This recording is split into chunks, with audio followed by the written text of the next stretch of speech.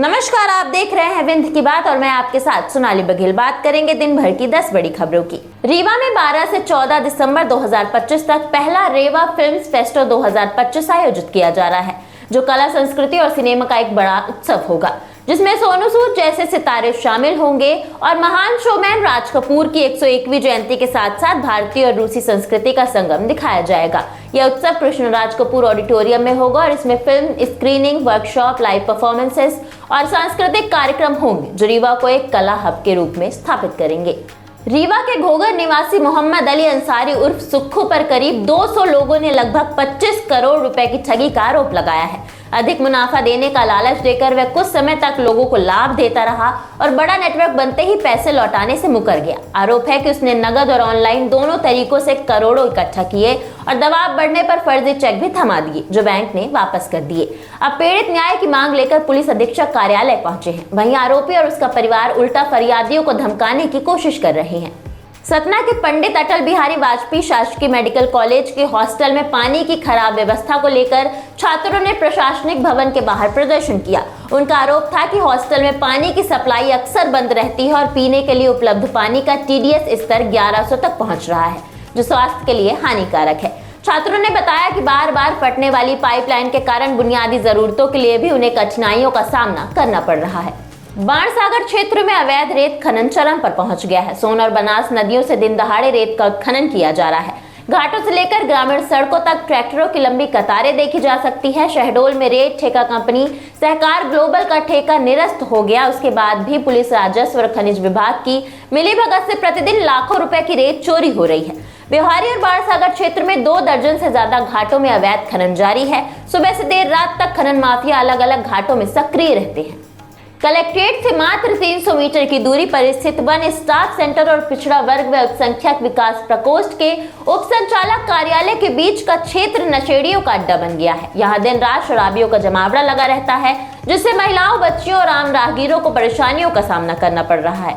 यह संवेदनशील परिसर कलेक्ट्रेट, जिला न्यायालय, मत्स्य पालन और खनिज विभाग सहित कई महत्वपूर्ण दफ्तरों से घिरा हुआ है। शाम 4 बजे के बाद यह स्थिति नियंत्रण से बाहर हो जाती है, लेकिन जिम्मेदार विभागों की ओर से इस पर कोई ध्यान नहीं दिया जा रहा है। सिंगरौली के चितरंगी तहसील मुख्यालय में व्यवहार न्यायालय संचालन की मांग को लेकर अधिवक्ताओं का 3 दिवसीय क्रमिक अनशन शुक्रवार को खत्म हो गया। पंचायत एवं ग्रामीण विकास राज्य मंत्री राधा सिंह ने धरना स्थल पर पहुंचकर अधिवक्ताओं को लिंक व्यवहार न्यायालय जल्द शुरू कराने का आश्वासन दिया, जिसके बाद अधिवक्ता संघ ने अनशन स्थगित कर दिया। मंत्री राधा सिंह ने अधिवक्ताओं से चर्चा के दौरान कहा कि चितरंगी जैसे दूरस्थ अंचल के वकीलों और आम लोगों को देवसर न्यायालय तक पहुंचने के लिए लगभग 150 किलोमीटर की यात्रा तय करनी पड़ती है। यह व्यवहारिक नहीं और क्षेत्र में लिंक व्यवहार न्यायालय की सख्त आवश्यकता है। मंत्री ने आश्वासन दिया है कि 12 दिसंबर को भोपाल में मुख्यमंत्री मोहन यादव के इस विषय से विस्तृत चर्चा करेंगे। उन्होंने कहा कि विभागीय स्तर पर न्यायालय संचालन की प्रक्रिया को आगे बढ़ाया जाएगा। सिंगरौली जिले से मुख्यमंत्री तीर्थ दर्शन योजना के तहत 250 श्रद्धालुओं को द्वारिका सोमनाथ यात्रा के लिए शुक्रवार रवाना किया गया।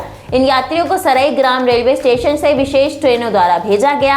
प्रशासन ने तहसीलवार यात्रियों को बसों में बैठाकर रेलवे स्टेशन तक सुरक्षित पहुंचाने की व्यवस्था की। कलेक्ट्रेट परिसर से 3 बसें MP 17 PO 718, MP 66 PO 1060 और माड़ा तहसील से 1 बस तथा चितरंगी से 1 बस और सहित कुल 5 विशेष बसों को रवाना किया। कलेक्टर गौरव बैनल ने यात्रियों की सुरक्षा और सुविधा सुनिश्चित करने के लिए विशेष निर्देश दिए। मेडिकल अधिकारी, खंड विस्तार, प्रशिक्षण पर्यवेक्षक, अनुवेक्षक स्तर में कर्मचारियों के साथ सुरक्षा कर्मियों को भी तीर्थ स्थानों तक यात्रियों के साथ भेजने की ड्यूटी लगाई गई है। उमरिया के वन ग्राम अतरिया में ग्रामीण पेयजल संकट का सामना कर रहे हैं। जिला मुख्यालय से लगभग 30 किलोमीटर दूर स्थित इस गांव में सालों पहले पाइपलाइन बिछाई गई थी, लेकिन आज तक घरों तक पानी नहीं पहुंचा है। ग्रामीण अपनी दैनिक जरूरतों के लिए हैंडपंप और कुओं पर निर्भर हैं। गांव की महिलाएं आज भी दूर सिर पर मटके और डिब्बे रखकर पानी लाने को मजबूर हैं। ग्रामीणों का कहना है कि जल जीवन मिशन जैसी योजनाओं का फायदा उन्हें नहीं मिल पा रहा है, जिससे उनकी परेशानियां और भी बढ़ गई हैं। सागर के सर्वज्ञ सिंह कुशवाहा ने 3 साल 7 महीने 20 दिन की उम्र में इतिहास रच दिया है। उन्होंने आधिकारिक FIDE रेटिंग हासिल कर दुनिया के सबसे कम उम्र के रेटेड चेस खिलाड़ी बनने का रिकॉर्ड अपने नाम किया है। यह उपलब्धि उन्होंने कोलकाता के अनीस सरकार का रिकॉर्ड तोड़कर हासिल की है, जिन्होंने पिछले साल 3 साल 8 महीने 19 दिन की उम्र में हासिल की थी। अब लिटिल गैंग मास्टर सर्वज्ञ की उपलब्धि पर लोग सवाल खड़े कर रहे हैं, जिसको लेकर अंतरराष्ट्रीय शतरंज संस्था FIDE के समक्ष एक शिकायत दायर की गई है। आरोप है कि कोचों द्वारा फिडी के निष्पक्ष खेल सिद्धांतों का स्पष्ट उल्लंघन किया गया है। इससे लड़के को शतरंज खिलाड़ियों के विशिष्ट क्लब में प्रवेश करने में मदद मिली है। भोपाल में मेट्रो का कमर्शियल रन 21 दिसंबर को होगा। प्रधानमंत्री नरेंद्र मोदी इवेंट में वर्चुअली जुड़ेंगे। केंद्रीय शहरी विकास मंत्री मनोहर लाल खट्टर मेट्रो का उद्घाटन करेंगे। वे फूलों से सजी 3 कोच की मेट्रो से भोपाल को देखेंगे।